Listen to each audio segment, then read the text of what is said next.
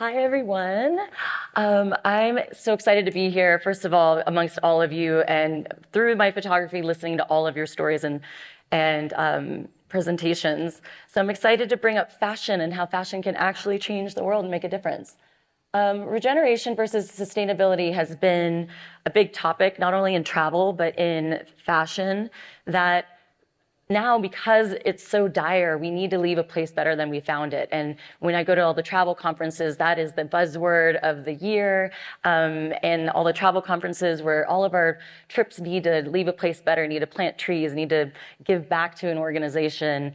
And so that was always something I've done with my photo retreats that I do, but now through my hat company. So I'm excited to talk about how our work with Indigenous artisans has really laid the groundwork for this and bringing everything back to connection to the land and Indigenous practices. So just really quick about me, I've been doing photography for 25 years. I've worked with National Geographic for their artisan catalog. I work for Disney. I have my own event photography business. I worked for the CIA for 4 years in college, declassifying images. If you want to learn more, ask me later. And that's all led me back to Peru and working with women artisans, something that 5 years ago I did not dream I would be doing. And it's such an amazing gift to be able to work and learn from the Quechua people. And I'm so excited to talk about their culture. How it all started, this is my first trip to Peru, back when you could still jump at Machu Picchu. It's not allowed anymore. But I was there photographing. National Geographic represents artisans doing vanishing crafts around the world. Art forms that are being passed down through generations, that are being lost, whether it's through not having access to global marketplaces, through languages and cultures dying out. There's a multitude of reasons why that's happening. And I used to piggyback a lot of travel work on my jobs down for Nat Geo. So I had an assignment where I had to photograph the highest altitude lodge in the world. And this is the very first image I took of the trek I had ahead of me, which was 5 days across the high Andes, 17,000 feet from lodge to lodge through the Rainbow Mountains. And this trip changed my life. I came up with the idea for Andeana hats on this trip.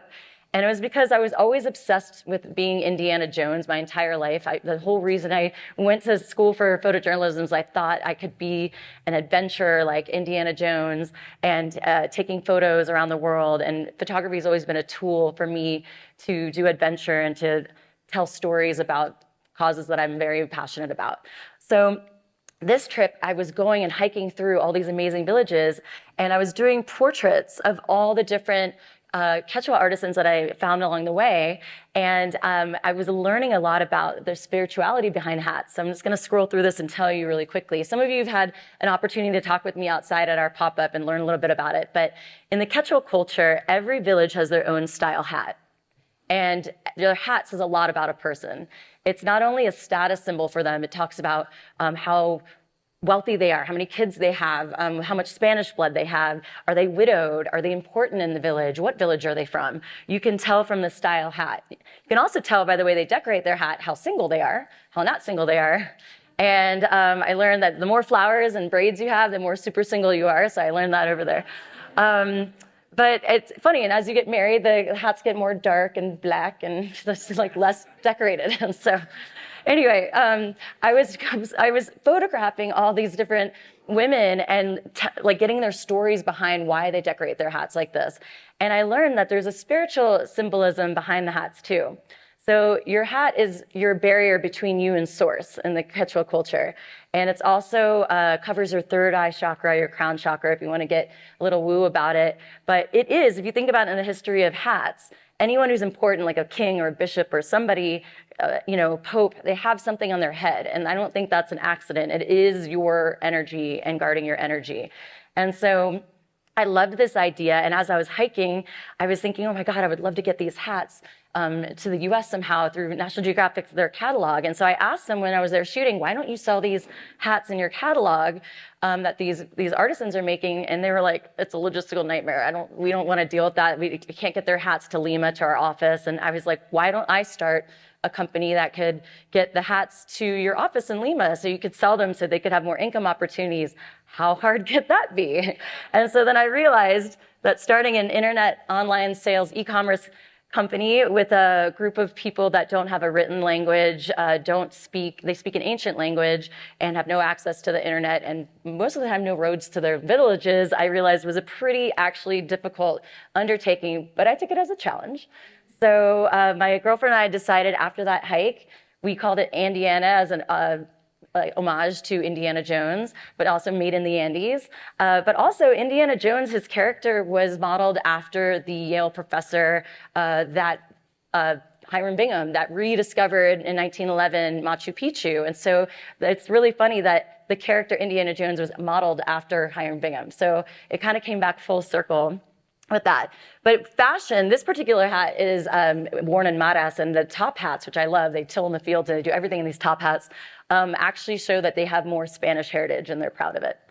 So Andeana Hats was born after a long hike, coming up with the name, went back down to a little cafe, started a website, did pre-orders. We started as an artisan within National Geographic's artisan catalog first, and then launched in the US.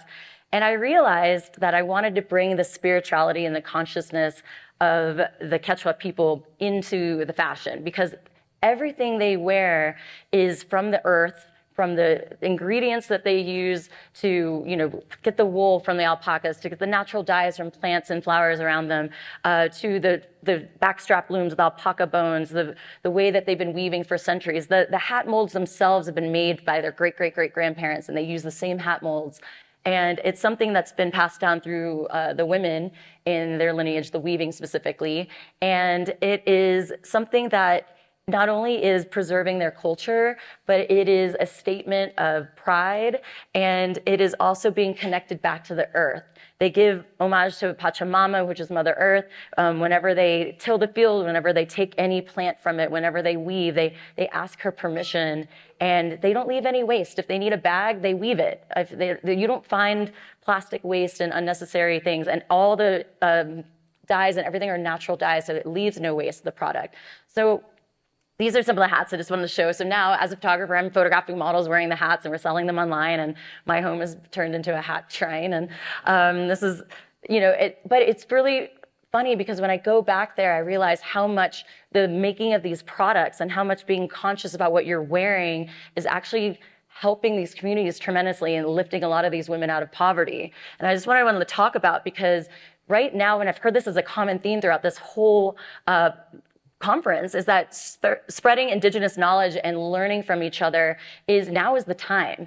And there's actually a prophecy that I'll talk about in a second called the Condor Eagle prophecy that is talking about how it's so important for modern world and Indigenous cultures to really share ideas and help each other out right now. So I just wanted to do a few points about how regenerative practices basically can restore communities and ecosystems. So not only just using alpaca wool, it's a sustainable, you're not killing the alpacas, you're brushing them, it's leaving no waste, but alpacas themselves actually are really helpful for regenerative agriculture. Their hooves actually till the fields and enhance soil health and water retention. They take far less water than a lot of other animals, and they recover and produce wool pretty quickly. And it's just, they use the alpaca for everything there, and it's really helped them to keep the lands really fertile. That's just a random photo. That's super cute. I was put it in there. Okay, so empowering women as environmental stewards. This is such a big point that I've talked to so many people about, because I'm not being super feminist, but as a woman, I'm really proud that we've changed the landscape of a lot of these communities. So the men used to be the breadwinners. Now the women are earning more, making 2 hats than their husbands did in a month. They can stay home. We go to their villages and get the hats from them. They don't have to hike 8 hours each way to a marketplace to sell their goods. They can be with their families. Their husbands can now stay and be farmers and take care of the land. Where before, a lot of the men had to go off and do jobs that were not helping the environment, being truck drivers, like illegally mining, taking animals and plants out of the Amazon and the black trade. Like a lot of things were happening because they were just desperate for money.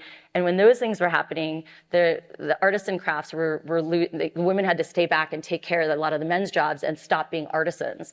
And so it starts this whole cycle of destroying the environment around them. So being able to let them be the head of their household, to be able to teach their ideas to the next generation and take care of the land, because they have to take care of the land. The land is where they get their dyes from, where they get their wool from.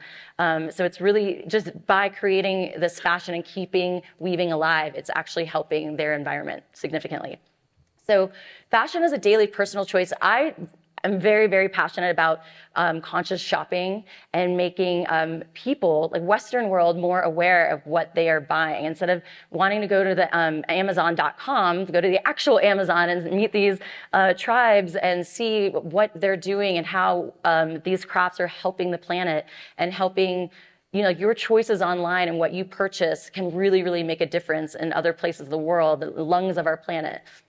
I'm going to go blow through some of these slides really quick because we talked about support for local economies, education as a tool for environmental restoration. And it's not just education of the Western world, but it's also educating Indigenous people too about digitalization and how to monetize their work. A lot of times the people that we work with had never even used a currency before. We had to teach them how to value their time and what monetary amount would you put on that.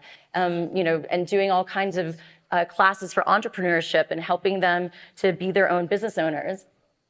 And of course, photography is advocacy. On all of my trips, we also, I'm always taking images and telling stories about the Quechua, about their hats, about their culture, their spirituality.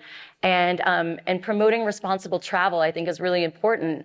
Regenerative travel. And so we launched trips now, origin trips we call them, where we bring groups of people down, everyone gets a hat, you spend a week with the Quechua artisans, you learn about their culture, you spend a day in the life in their weaving in their villages, and everyone gets really excited and pumped about the purchase of their hat because they understand that it takes 3 weeks for a hat to be made and just how special it is and how energetic and powerful. So with this idea, of responsible travel and trips and everything coming back full circle, we decided to launch a sister nonprofit called Mayu Mission. Mayu means river in Quechua, and like a river flows in one direction, it might change course along the way, but it ends up where it's meant to be. So are you with your purpose-driven activities and ideas. So this is the last remaining Inca bridge that's there. It's over 500 years old. And again, Chicana means bridge in Quechua, but it's also bringing us back to the eagle and condor prophecy. And I'm just going to tell you what this is really quickly, because this is the whole reason I started my mission. 500 years ago, there was a prophecy in Quechua culture that the people of the world would be divided into two people, the condor people and the eagle people. The condor people are people that live through their heart, more feminine, they're connected to nature, and the eagle people are modern, industrial, and they are masculine, and they think more with their head and not their heart. And then the world split into these two people. And because of that, so 500 years later, that these two people have to reemerge and share ideas, or the world will not exist anymore. And so we are now literally 500 years later at the beginning of this prophecy is coming true, where we're not having to ask Indigenous people, sorry, we messed up all of our farming and all of our genetically modified objects, and like all the things that we're doing wrong, and you were doing it right all this time, and we need to relearn from you again. I keep on hearing that throughout the theme of this conference, how important it is to not only respect, but to learn from each other. And also with that is that we need to bring them up to the modern world. And one of our pillars of Mayu Mission is digitalization. Being able to give them access to global marketplaces around the world where they can sell their craft, where they can make money, where the next generation has some sort of hope to earn money by continuing this craft that's been passed down. Preservation is not only preserving their culture, their art form, but it's preserving their language. And digitalization, a lot of fashion companies have stolen Indigenous designs, and we want to protect their Indigenous IP, and we want to be able to document it, digitalize it, make it where they can make royalties off their work. And of course, entrepreneurship, which is doing programs that help them be their own business owners. We have programs that we're going to be doing. I'm going to skip through the problems because we don't have much time here. Inequality, poverty, and of course, vanishing crafts and languages. And I can we're going to just go through this really quick because I'm going to show projects really quick. So we're building a community center that's going to be housing all of digital designs and their work, and also scanning in and digitizing their design so they can earn royalties off of it, but also have a home for the oral history and everything of their tapestries and their weavings that are really important since it's a vanishing language. And we're doing one in Ollantaytambo as well. And then also preserving their crafts through embroidery in all the different communities. We work with about 350 artisans all across the Andes doing embroidery and weaving. And we have monthly workshops that teach them skills of how to run their own business and how to value their time and their craft. So basically improving lives. It's going to end things around here and just talking about how it really has shaped and changed all of these women's lives from before. They were barely making any money, and now they have like a thriving business, and they're respected, and they're also teaching these skills and down to the next generation, which is another reason why women tend to do that. Women are stewards of the land, but they also teach the next generation in general. And we find that when you empower women, you're empowering and uplifting the entire community around them. So I just want to put a little QR code of our Mayu mission in case you guys, since I had to blow through those slides, if you go to our website, you'll be able to see a lot of the impact that we're doing and the stats of how we're helping a lot of these communities. And I just never knew that 5 years ago that my photography and my photo stories about the hats would lead to owning a hat company, and then lead to giving back and bridging the gap between the Indigenous world and our world. And I'm so proud of their culture and what I learned from them. And I just wanted to say the final thing is true carbon neutrality is investing in the guardians of the earth and the Indigenous cultures who have sustainably stewarded our land for centuries. We need to invest in them. And we also, the final quote is that Quechua weave their spirituality and connection to the earth into their garments. We all have the ability to connect with our clothes, the earth, and those around us. It's more than conscious shopping. It's a reminder to connect to ourselves, something the Eagle people have forgotten about. So, thank you guys.